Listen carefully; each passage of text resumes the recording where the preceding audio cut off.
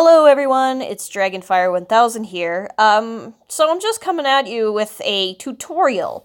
I know, it's not my animation progress yet, or anything like that, but hey, at least it's not a boring vlog, am I right?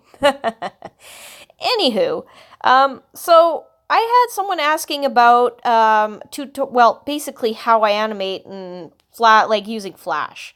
Well, I don't use Flash anymore. I used to use that back in the earliest times I started animating, even before YouTube became a thing for me. And Flash is very unstable, to say the least. It's kind of a gaudy program. Like, I honestly could tell you loads and loads of stories where I'd have, probably in excess of 100 frames, just have it lost because Flash just decided to vomit all over the place and crash the program, so I would just lose lots and lots of progress that I could have had done. Like I can't even begin to say how much. So with that, I am going to show you guys how I animate and basically some little tips that may help those of you who are interested in trying to animate, rather it be for hobby or possibly to become an animator like myself, or just cuz.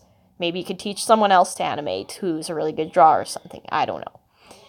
So I use this little program here called Flip-A-Clip. I actually found out about this program when I was watching another YouTuber's animations, and they were using Flip-A-Clip as their animating program of choice. I always used to use just strictly Toon Boom, but I really liked this program enough that I actually bought it. I used to just use the trial versions, but I loved it so much I decided to buy it. It's only $7 Canadian as of, well, the date of this video, so it's not really that bad. It's affordable, and kids, if you're watching this, please ask your parents. I'm sure don't want to go and use their credit cards on them, and they'll be all not cool about it. So let me introduce you to basically what this program is. It's for Android. I'm not sure if it's for Apple Store. I am not an Apple fan person. If if you guys could tell, I'm an Android and Windows person for life, pretty much, unless something really changes that makes me hate it. But yeah. So it is for Android for sure, and it is a very nice little program. It's clean, it's simple, it's not too busy. I mean, a novice animator could go into this and know right away what to do. So, I mean, let's go into basically just the introductions about animation. So what is animation? Well, obviously, it's a moving cartoon. Yep. How does it work? It's just simply playing a bunch of pictures together called frames in a certain time frame to give the appearance of motion, aka this. So, what should you know before going into animation? Well, it's not a very fast process. I mean, let's look at it here. This is only a second and 12 milliseconds long, and it took 34 frames. So this is actually animated at 22 frames per second. I typically animate between 15 to 22. I used to animate at 12 frames per second, but the animations are much more choppier at that speed. So I would suggest, for starting out, probably that, and then just go up to 15 to 22 as you get better and understand motion well. So, I mean, for me, I find that if you can understand how things move in real life, it helps you with fluidity. But if you're just starting out, I can give you some little basics on how to make things look fairly smooth without that. So basically what you want to do is animate your keyframes, as they're called. So basically, it's kind of like storyboarding-ish kind of things in a way. Like, you kind of plan it out, but I never storyboard my animations, even though I kind of do jot down the ideas I have, such as Yellow Let It Mellow. But basically, you have the frame where there's nothing but the Tim there, and then you have where there's two legs sitting in front of Tim, and then you have the stick there, and you have Tim like, wow! So those are keyframes there. So in between those keyframes, I'm animating something in between those keyframes.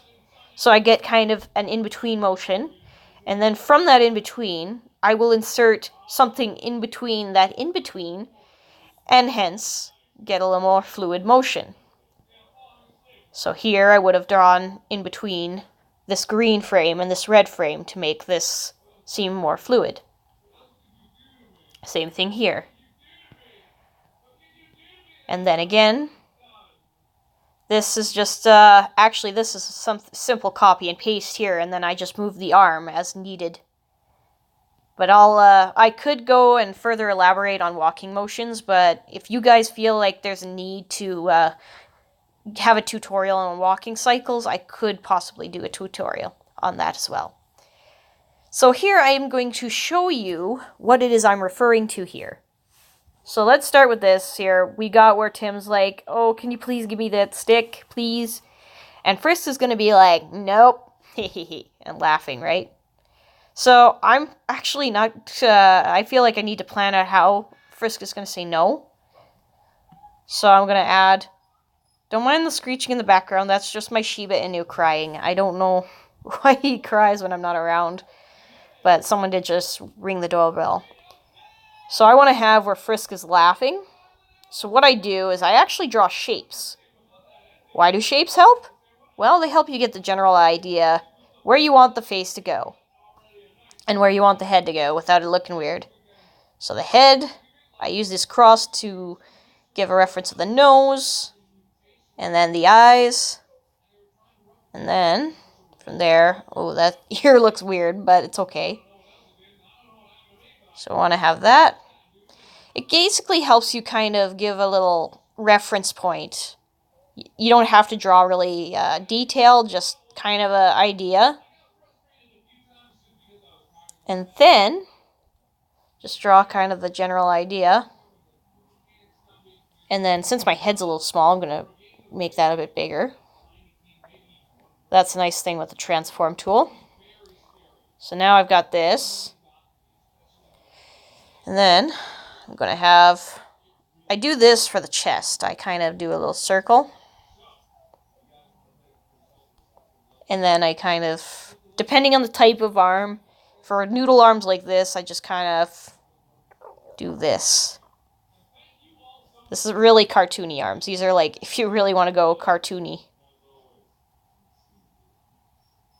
I mean, as you can see here on this one, I actually went a little less cartoony, but you can mix it up. You know, there's no steady way of doing arms. Unless you're trying to go for realism, then, well, yeah, it's a little more stricter. So then I'm going to do this.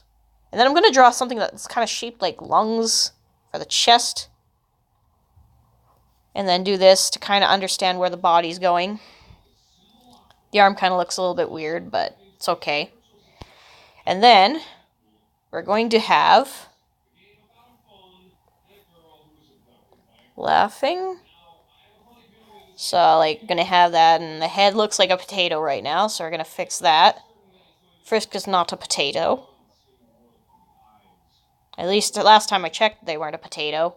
But maybe, I don't know, maybe when they're supposed to be a genderless child, maybe they are a potato? Interesting. So there. And we're gonna laugh it off right here.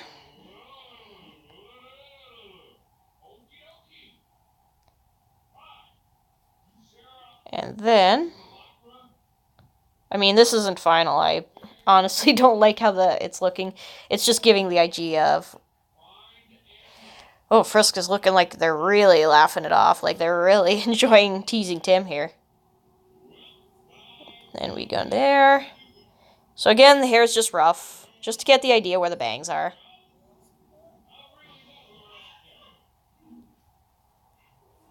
Frisk, you're so evil. Why would you do that to Tim? And then I'm going to draw where the stick's at.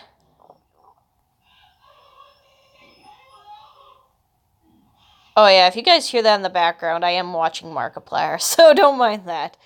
If you're hearing weird sounds and screaming, that's just, yeah. I kind of leave that on for my dog. I don't know why my dog would watch Markiplier. I know I do. So there. Now we got our keyframes. We got Frisk going in there and laughing. And now we insert a frame in between this, and it's going to look a little crazy, but bear with me. I'm going to do in between this green and this red circle to get a nice in between. And then, like that.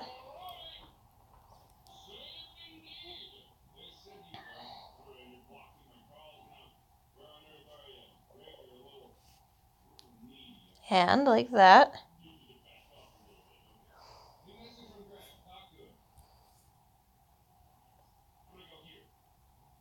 And keep doing the bangs.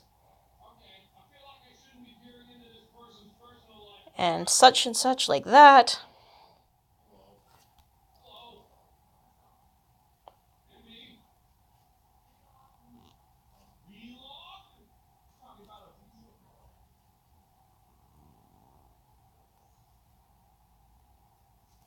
There we go. Now, as you can see, we get a little bit smoother each time we add in-betweens. Now, you can do that as much as you like to further refine your videos. And then, do that again. And as you can see, I'm drawing right in between these green and this red. And that will help you guide to a little bit of a smoother animation. And you don't have to make it perfect, because you're not doing line art. When you do line art, you may have a little more concern. So that's basically how you start animating and how you make your animations look a little smoother. I hope this video was helpful, and if you feel like I should make a tutorial on something else regarding animating, please feel free to let me know in the comments, or give this video a thumbs up. And if I forgot anything, just let me know, and I'll try to explain it in the comments below. But anyway, guys, I will talk to you later, and I hope this video was helpful. See you soon!